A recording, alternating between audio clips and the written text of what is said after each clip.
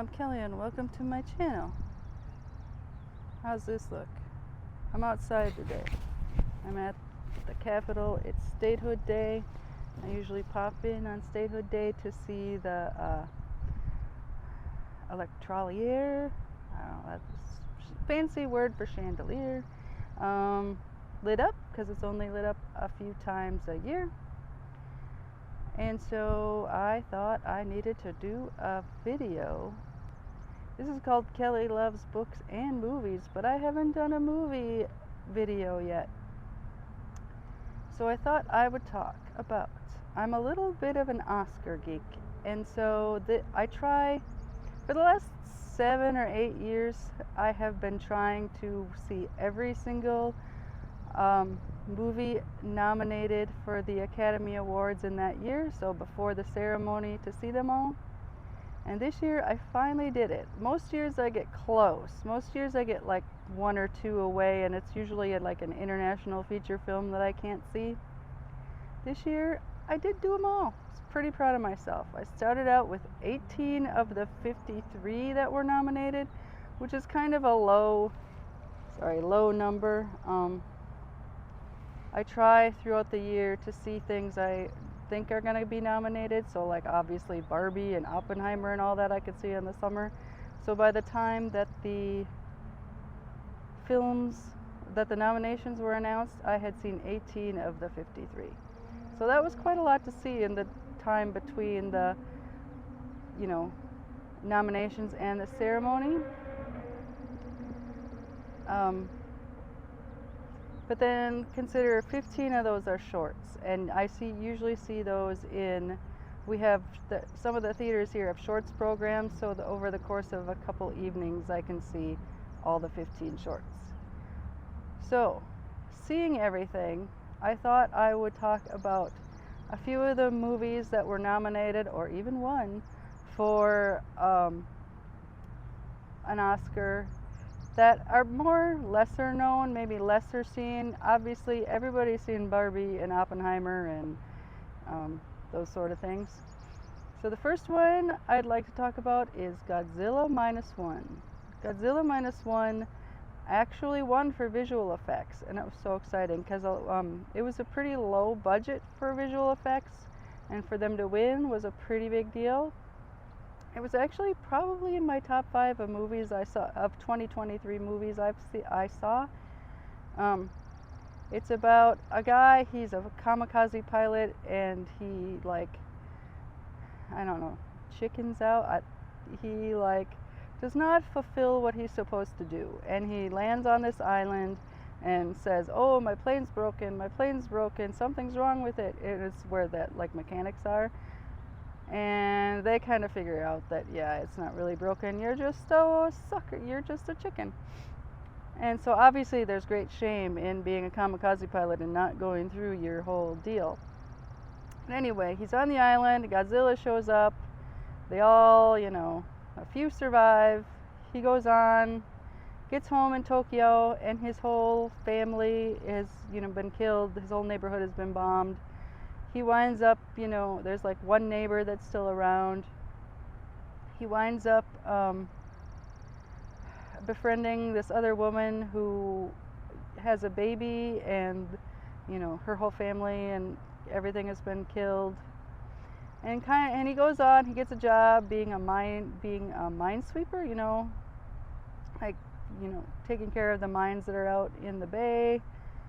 And of course, Godzilla shows up, and then overall, the people on his boat, they come up with a plan to kill Godzilla. It's a whole thing. I mean, it's a Godzilla movie. Godzilla comes around, stomps around, breaks stuff, and then in the end, spoiler alert, obviously Godzilla gets defeated. I love the movie, and it's all in Japanese with subtitles. Unfortunately, it's still not available in the United States in any way other than if you saw it in the theater. Hopefully soon it will be streaming in some way, shape, or form. Second movie I am going to talk about is Robot Dreams. Robot Dreams was nominated for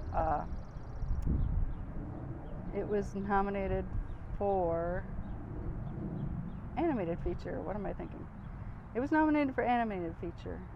This too is one of those that's kind of, it only, I thought that they had, I think it was only for like Best Picture, but like, I guess there's probably exceptions for animated feature because it did not play in the United States, and it hasn't played in the United States outside of like festivals, and then Neon, the distributor, actually had like special one-night screenings before the Oscars. You could see it. That's the only way I could see it.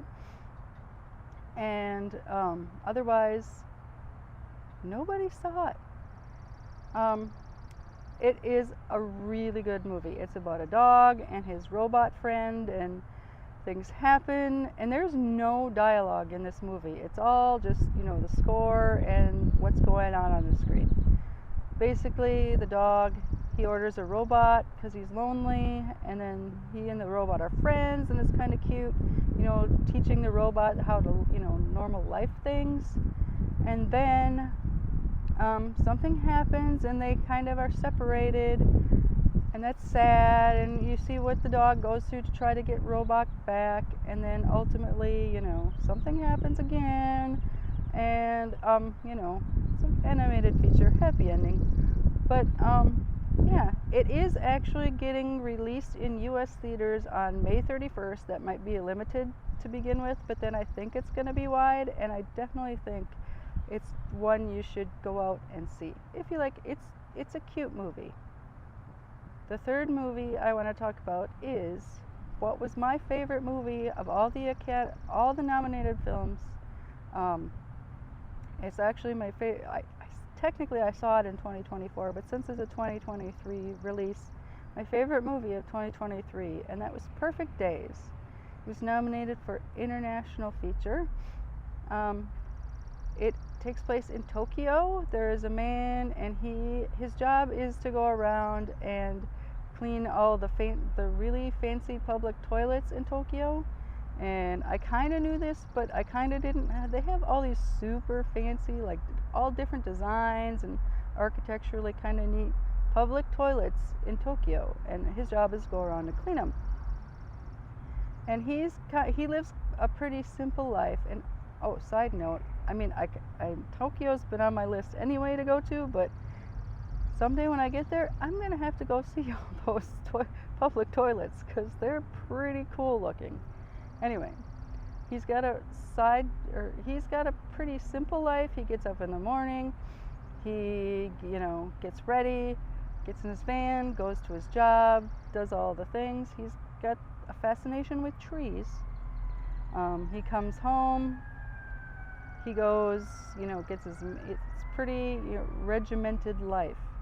And then we see a few things that kind of not throw him off, but kind of interrupt that regimented life. One with a coworker, one with his niece, and it's just a pretty quiet, simple film, but it for some reason just resonated with me, and it was my favorite. And even just seeing Tokyo in all different ways, I loved it. All right, so yes, Perfect Days, my favorite nominated film, my favorite film of 2023. All right, so Perfect Days, you can rent it on like anywhere you rent, Prime Video. I'm sure Apple, all the places that you can rent movies digitally, it is available. And in July, it is going to be a Criterion release, and I'm so excited because I'm also kind of a little bit of a Criterion nerd, even though I don't own so many because they're expensive. But when the Barnes & Noble 50% off sale, 50% off Criterion sale happens in July, it is definitely going to be the one I pick up. I've been saving my Barnes & Noble rewards for Criterion sale, and Perfect Days has made it to the top of my want list. The next movie I want to talk about was not nominated for anything. I think it should have been. So I think it kind of got a little overlooked, and that is Iron Claw. I think Zac Efron should have been nominated for Best Actor for Iron Claw. Iron Claw is about a family that has, now it's based on a true story, but things are kind of not exactly right because it's based on a family with a bunch of sons, and in real life I think there are some daughters too. But anyway, they all get into professional wrestling, and back in the days when professional wrestling was like, I mean, there was the big, WrestleMania and all that, but the lower levels of professional wrestling and their whole journey, the father really wants one of the sons to be world champions. He's pretty tough on them. Zac Efron is the oldest brother in the film. I think they do talk about an older brother who did die when he was a kid. So, and I think he was older than Zac Efron's character. But so in the film, he's the oldest. Yeah, it's just a great family drama, and it's about, and I'm not a big professional wrestling fan, but it's good. And I think Zac Efron should have been nominated for Best Actor. Probably not win, but anyway. And Iron Claw can be, I think it's streaming on Max, and also you can rent it where you rent digitally. So those are my favorite Oscar movies from this year, and one extra bonus. Thanks for watching. See y'all next time.